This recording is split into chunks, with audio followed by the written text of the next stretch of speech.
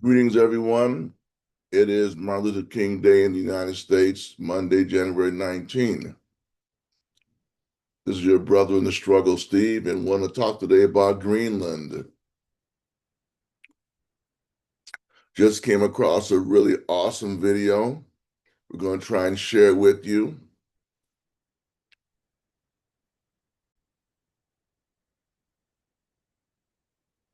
Here we have a member of the Greenland political movements, and she's talking about Trump and Greenland and why they don't want to become part of the United States. Now, many of you know I've been very concerned about the lack of discussion about this among social activists, progressive, Democrats, socialists, and communists. The latter have a responsibility to talk out and to organize against imperialist invasion, occupation, theft of land. So this channel will talk about this more. We're going to talk about this more, what's going on internationally. We have an international responsibility to fight imperialism, to educate, to agitate, to organize, and bring down the imperialist system wherever it is. The attempt by the United States to annex Greenland is an imperialist grab of land that the Greenlanders right here are telling you they don't want. Please listen, everybody. Listen, watch, and share. We don't really value cash and Kardashian lips and fake boobs and stuff like that very highly. Actually, you cannot even own land in Greenland.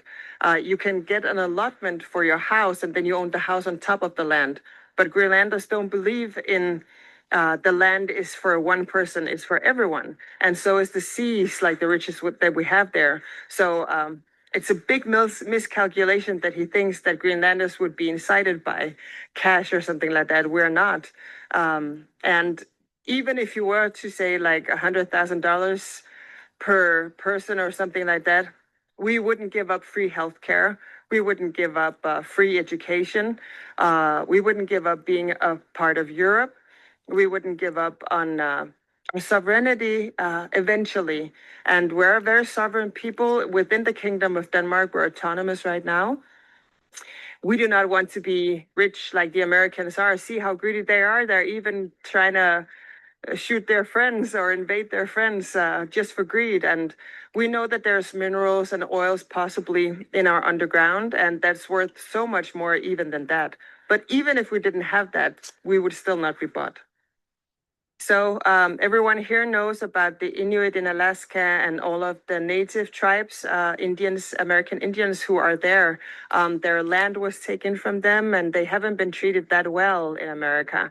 And we know that Trump is very much surrounding himself, at least with the white power people.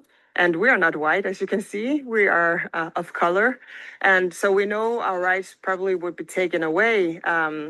And we also know that we're very good as we are together with Denmark. As mentioned before, we have free healthcare, we have free study. Whatever you want to study, you can do that for free. And actually, government will give you money to study. So while you're studying, you're getting a grant from your government. So all of that we wouldn't trade for, like the welfare state. We wouldn't trade for anything in America. But also, you have to remember a lot of Greenlanders have family, like their mother or father or grandmother or grandfather who's Danish. We do have a 400 years history together or more in terms of being interconnected in that way. So, and we're also seeing a lot of protests in America right now that is unsettling with the ICE agents who are sort of going after a lot of people. And from here, it looks like maybe he's going a lot after brown people. And we are considered brown people, as you can see. So, yeah, we would rather stay with Denmark. Thank you. America has had up to 17 bases here, and they have closed them all down except for one, the Bidufik Space Base. And America could amp up the base presence, their military presence, and even their military capabilities here all they wanted to. So that is not the argument. And of course, everyone in Greenland knows this. We may not be many, but we read, we're educated, and we know about the news of the world, right? Especially regarding our own country. So we know about the treaties that we have with America. This is very much akin to when you have a dog sledge team, when he's using that analogy, and one of the dogs all of a sudden turns around and bites you, you have to take it out of the kennel. You have to take it outside and shoot it. Of course, we're not going to shoot Americans. We're peaceful people, but you cannot trust that dog anymore forever. America has 10,000 soldiers who are for combat in Arctic society. Finland alone has 35,000.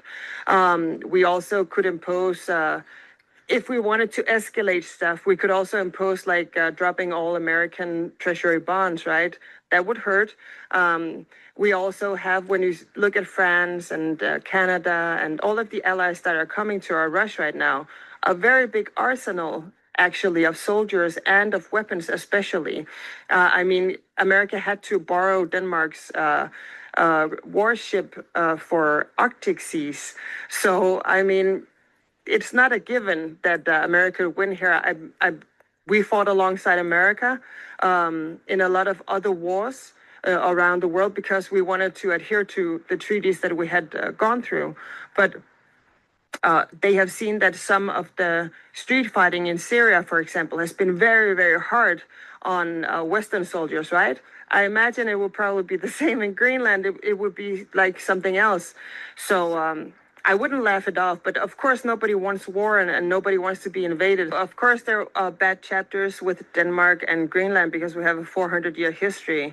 But actually I also saw a YouTube video that kind of emerged recently that said American soldiers were very bad to some of our people here too in Osuk, which is a small settlement in here. Some of the elders that remember them also said, well, those guys were really not that good.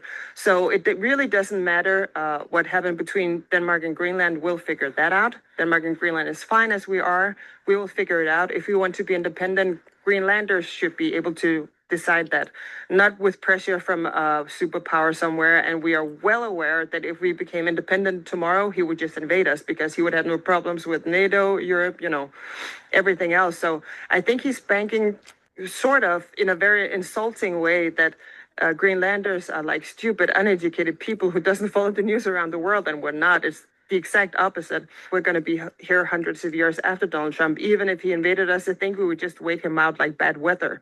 Everyone here knows that the weather decides. If we get a storm, we may have to hunker down for a day or two, and we will hunker down for a year or two or even 10 years or 20 years, and then we would go back to Denmark as soon as Trump and his likes were gone. Everyone wants a peaceful solution. Donald Trump is the only one who seems to wants to fight, and I don't even think the American military would want to fight.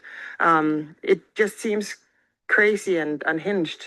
It seems like he's going to pay off some of his wealthy donors so he can run for president a third time, to be honest. That's what most Greenlanders are thinking. We don't know, but that's what we're thinking. They already did a poll last year. 6% only was pro-American. I have seen a lot of videos on social media lately where they are saying, I'm sorry, I was wrong about MAGA, I was wrong about America. So I would think it would be even less percent now.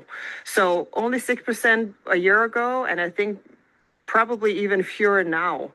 85% overwhelmingly said no last year. As I said, I think the percentage is higher now. So no. Decisively no. Nobody wants NATO to be pitted against each other. Nobody. I mean, nobody, except maybe Donald Trump, and nobody knows why. We're thinking, is he too good friends with Putin, or what is happening here?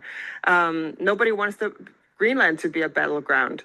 But we have seen a lot of nations kind of step up, and as I mentioned, they're trying to do the last friendly gesture towards America, as well as displaying we do actually have military capabilities. We still want to be friends.